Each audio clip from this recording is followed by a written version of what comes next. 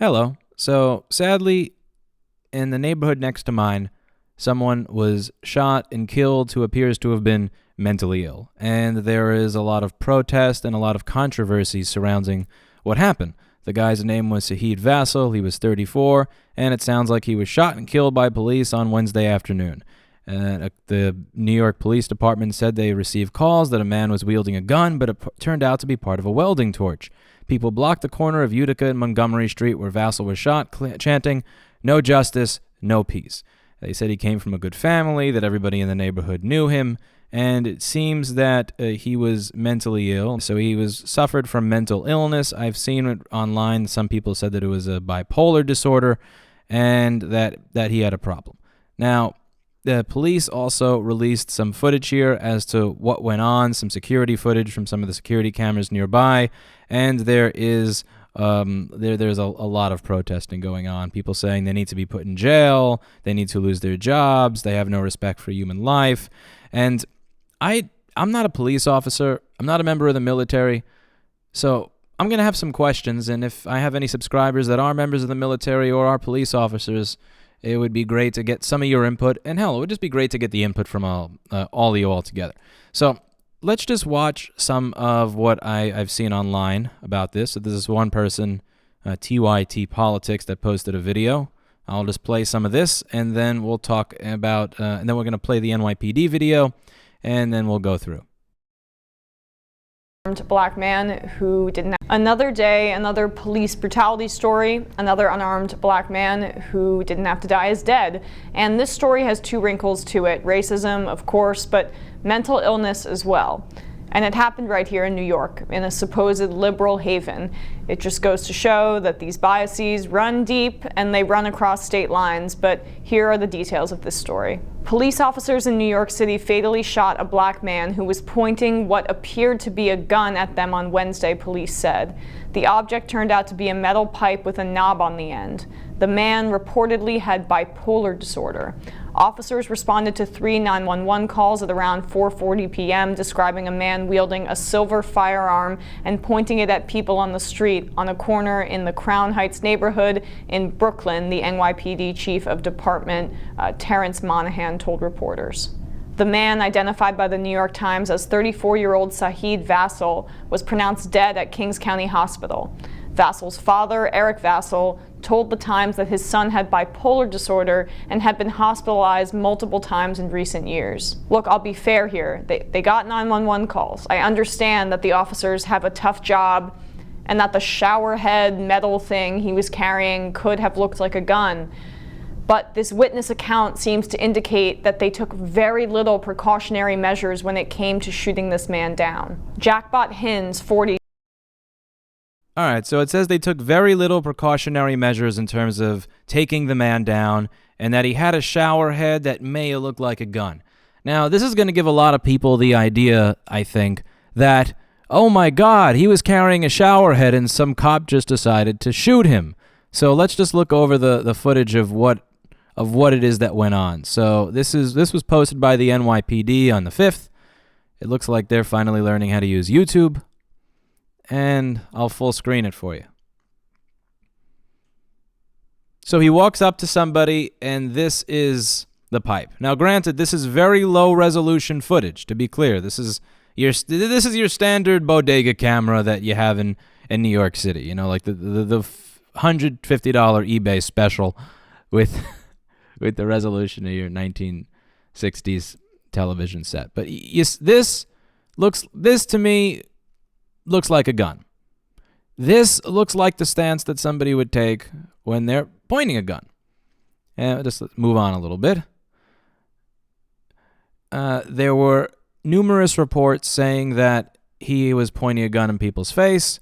This also, again, I could be wrong, but that looks kind of like a shooting stance there. And then there's this one. So this is the point at which they say that they discharged their weapons.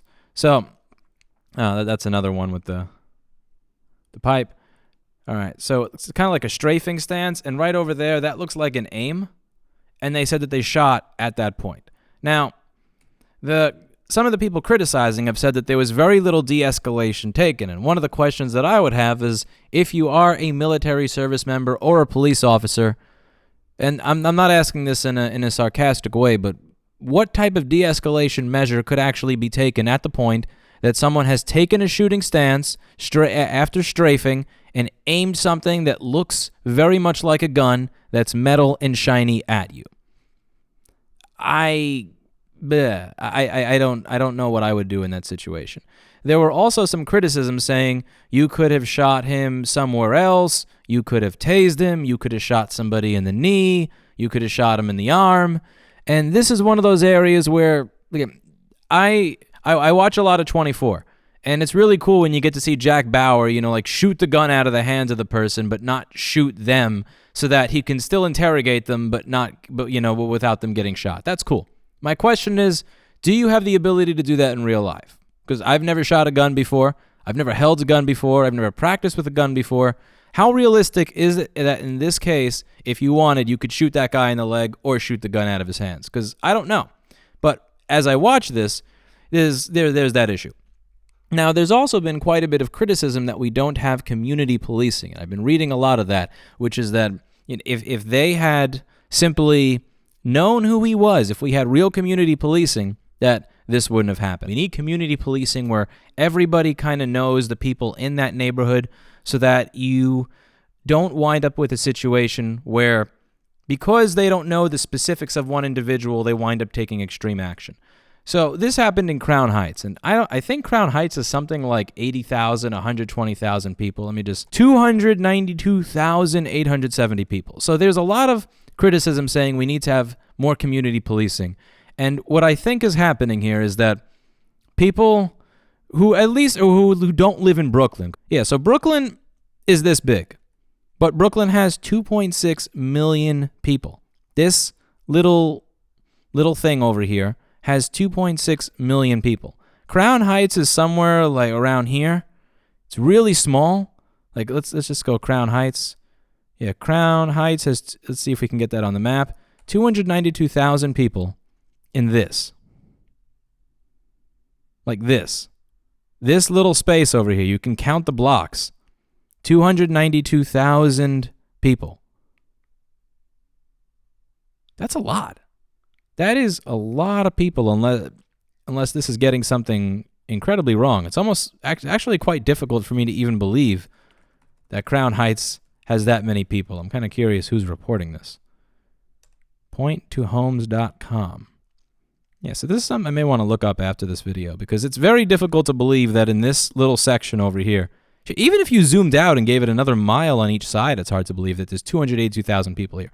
So in that small space, you have that many people. I think that if you're watching this on the news and you're from some small Midwestern town where you have a population of 300 or 2,000 or even 10,000, it may be easier to sympathize with that idea of community policing. But is it realistic that police, with the ratios that exist, will be able to know and understand the complexities and the specifics of every individual in a given neighborhood?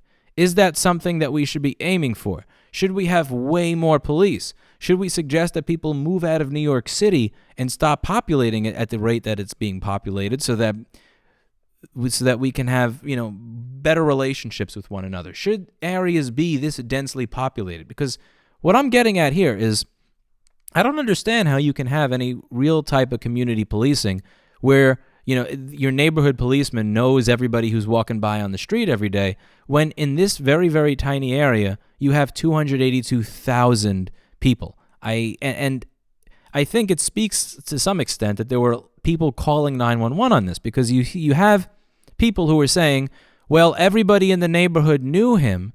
Everybody in the neighborhood knew him. He has a mental illness, which I feel terrible for, and it's sad that he didn't get the help that he needed. Everybody knows him, but people were calling 911 on him left and right when he was doing that. So clearly it wasn't everybody who knew him, because if everybody knew him, everybody would know he's not a threat, and everybody wouldn't be calling 911 on him. They would just go, oh, that's the guy that has a mental illness, which causes him to point shower heads or welding tools at people and pretend that they're guns, but he's totally harmless. That's not what happened, because everybody doesn't know each other.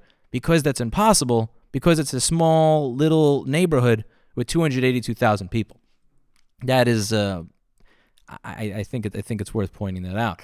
The other question is, would you be able to recognize me from across the street when it comes to the community policing thing? And let's say that the person was actually somebody that they knew.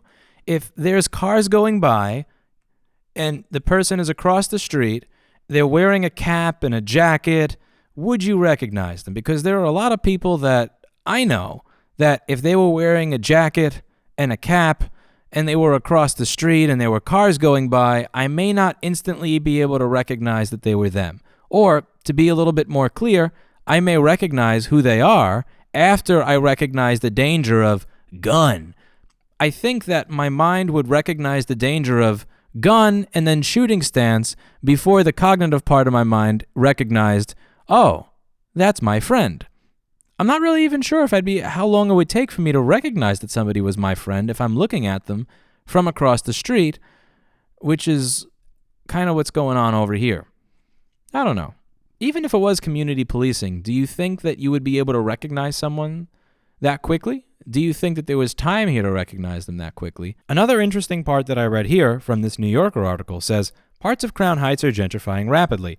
Medina wondered aloud to me if a person unfamiliar with the mores of the community had called the police, which makes you wonder, is one of the mores of the community that this is what people consider just horsing around? And, I mean, you never know, really. It may be. I mean, tell me that you've never done something kind of weird or odd to your friends or people that you knew in a neighborhood or played pranks. Maybe this was one of the mores of the neighborhood. And, you know. And there are some articles on this here where it says, Rip Saheed Vassell, today you were taken by NYPD for no reason. You were a good individual. Didn't know you personally, but my little cousin plays with your 15-year-old son in the hood all the time. These cops are wrong. You're not a violent person. You aren't a bad person. Every time I saw you with my kids, you would tell my son, listen to your mama, boy. My son would laugh and you would give him a high five. May your family breathe and may you rest in peace. This is sad. Why you? He was really a great person. Justice for Saheed. And at the end of it, it says, this is the important part, everyone in the community knew Saheed Vassell well. When we tell you gentrification is violence, this is just another example. The same white gentrifiers calling the police on black men smoking weed in Harlem called the police on Saheed. Now, this is a very interesting point to bring up, and it's not one that we get to have discussion on a lot because we live under the banner of diversity is our strengths in all instances. The more diverse a company or neighborhood are, the better. Period. End of story. If you ever oppose this or you ever say anything against it for any reason or point out any instance in which any form of diversity has ever caused a problem, well, you're just god-awful and terrible as a human being. But this is a genuine point.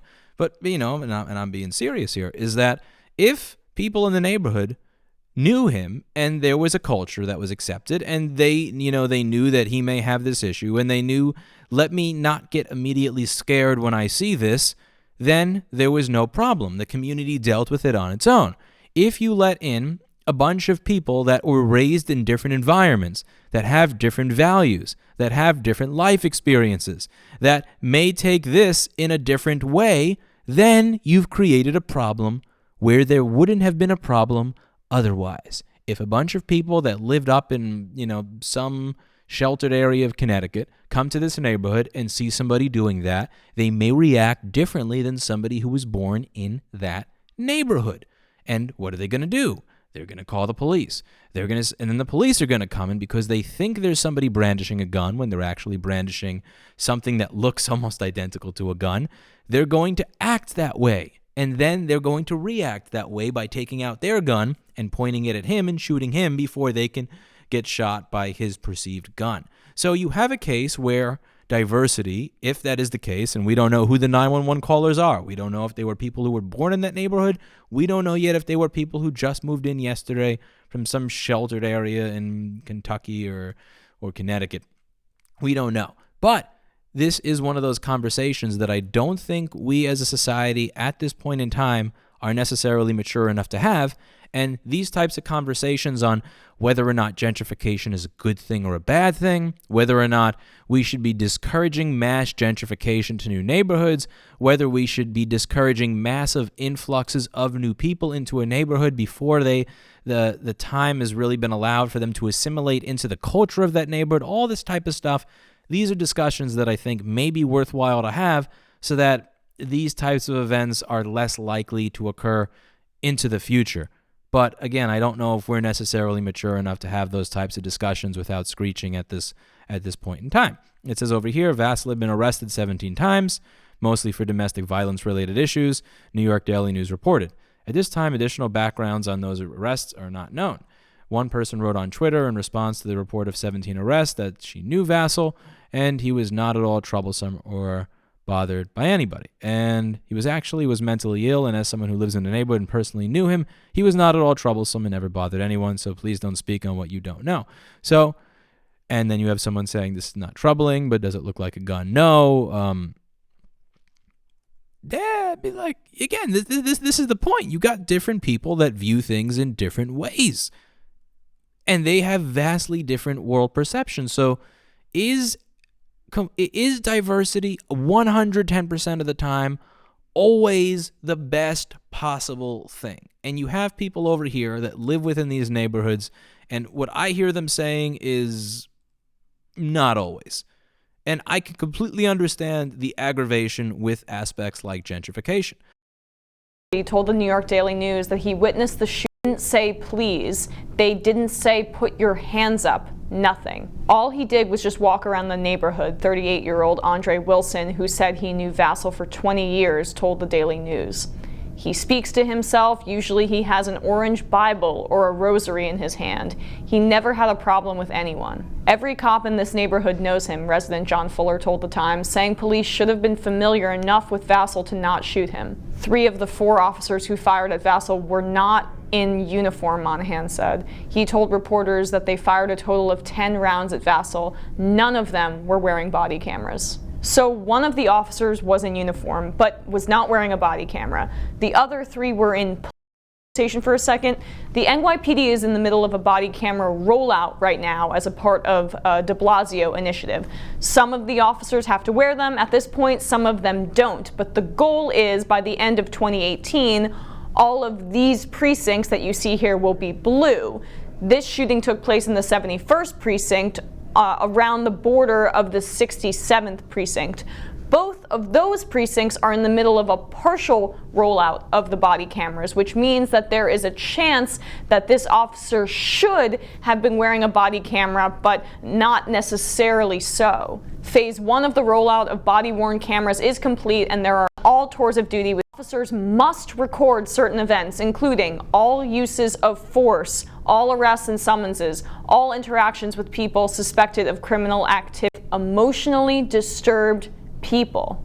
We obviously don't know all the facts yet, but if this officer in uniform was supposed to be wearing a body camera as a part of this partial rollout, he should have certainly been recording this instance. It checks off almost everything that I just read, that the NYPD lists as precursors for body camera recording. But it is still frustrating to me that after all these police shootings, body cameras are being implemented so slowly in New York. They should be doing it right away. Bill de Blasio and police. So on the body camera thing, what are your thoughts on that? So there were people who responded to the event that were not in uniform. Do you think that that's a good thing, that people may have responded even if they were off duty or undercover and stopped what they were doing to stop what they perceived as a man walking around the street pointing a gun at people? Or do you think that that's a bad thing and that only uniformed local policemen and women should have responded to the event, even if that meant maybe it would take a little bit longer for them to get to the scene because they would have known him? What do you think the compromise should have been there? Should there have been any compromise there? Should it have just been get whoever you can there as soon as possible? Should it have been only get the people who are local to that specific neighborhood to show up there to assess the situation? Are any of those even realistic in this case? I'll leave that discussion up for you. I really don't know I don't know how you would deal with being a police officer in New York City. I genuinely don't know how you do it. Because, like, what if Big what if. But like, let's say what if somebody did this? What if somebody did that and you didn't, and you said, wait, please put that down, but that was actually a gun and they actually shot you? You know? That kind of sucks. It was as if everybody on the street had personally witnessed Vassell's death. They were pacing the corner bewildered. People I spoke to believed that the still from a surveillance camera released by the police, which showed Vassell pointing the pipe as if it were a gun, were taken out of context from an interaction he may have had with a barber at Kev's, where he used to hang out. They were just horsing around, a man in a black baseball cap told me. Many wondered why the cops couldn't have subdued Vassell with non-fatal shot to the ankle or knees. Abdul, the owner of the discount zone on Utica, was waiting for the police to take down the tape so he could reopen. He told me that Vassell bought Bounty and Markle paper towels from him, that he was very good, and that he, Abdul, heard the shooting.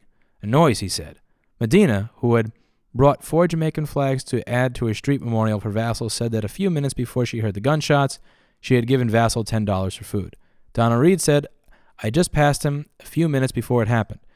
I know him for the past 5 years. The day before yesterday, he said to me, oh, your baby getting big. Okay, so, no, that's actually an interesting part of it. So, what if this was just a joke? Do you think that this was taken out of context? What if he knew that person? What do you think of that? Is it possible? I've definitely screwed with people before. I've never walked around carrying something that looked exactly like a gun and pointed it at random people. But I have messed with people before. And that would really suck if I got killed as a result of something that was a joke. Like, for example, this. What if he knows him? Because maybe he does. If somebody, I think that I don't know what I would do in that situation. If I knew the person, maybe I would high five them, shake their hand, maybe I'd stand still. If I didn't know them, maybe I would have hit him or tried to get the gun away from me, which may support the fact that he did know him and that footage is just being taken out of context to make the NYPD look good. Possible. But over here, how do you shoot somebody in the ankle from across the street? That seems, that just seems like some Jack Bauer level stuff, which I don't really understand. How do you shoot someone in the ankle from across the street like that with your standard issue police pistol? Kind of, All right, so let's see. What's the other side of the rest of the argument? Parts of Crown Heights are gentrifying rapidly. Medina wondered aloud to me if a person unfamiliar with the mores of the community had called the police. Walking along the main drag of Eastern Parkway, the neighborhood appears to be a genial example of multiracial and multi-faith fusion. But many of its interior blocks are highly segregated, and tensions between its West Indian residents, Orthodox Jewish residents, and the police, the same tensions that in 1991 brought on 3 days of riots after a Hasidic driver ran over and killed a 7-year-old black child, Gavin Cato, persist. On Thursday, several residents mentioned the year 1991 to me, as if it had laid a curse on this grid. A young white woman approached me, also crying. She asked to be called Alexandra. She had been raised Orthodox, but left because she felt the community was oppressive. She now lives on Utica and Eastern Parkway a few blocks away. Vassell had once helped her, too, with her groceries. I think it's very unequal, the way they treat this side from that side, she said, referring to the NYPD 77th Precinct, and its different relationships with white and black residents. He was a good guy. He didn't hurt anyone. There was a commotion behind me. The young woman who had been lighting the votive candles was berating a photographer in khaki jacket who had started taking photographs of her without asking. She stopped, and her emotion turned to despair. She looked me in the eye. Where's the sympathy for black people? She said she had known Vassell since she was a child. The killing of black people by law enforcement continues to be a national crisis. But, as the Washington Post's Wesley Lowery has written, coverage of these killings has dwindled in the Trump era compared to just a few years ago, even as the rate of these shootings remains as depressingly regular. Each killing is a local story that roils with a strange potential. Will it find a place in the city's consciousness or the nation's, or will it be passed over? Well,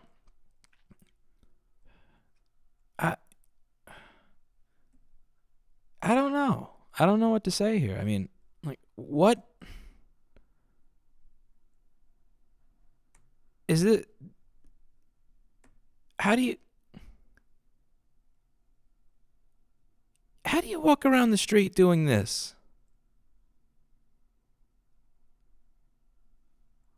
And expect that something bad doesn't happen?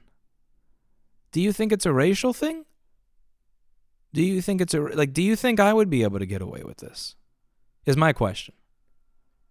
So let's say I had my jeans, my jacket, my baseball cap, and I walked and I did this thing right here, which, it kind of looks like he's, cocking back the gun or the shower head or the welder or whatever it is, and then taking that stance and pointing it.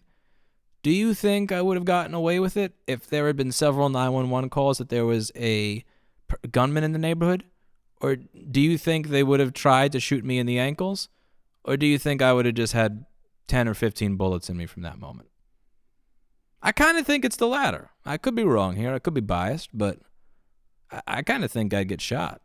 So, Mike, I had some questions in that video. I had some questions about policing. So if you are a subscriber who is a police officer, military service member at all, who has any experience with these things that I have no experience with, would love to know your ideas, thoughts, answers in the comments below.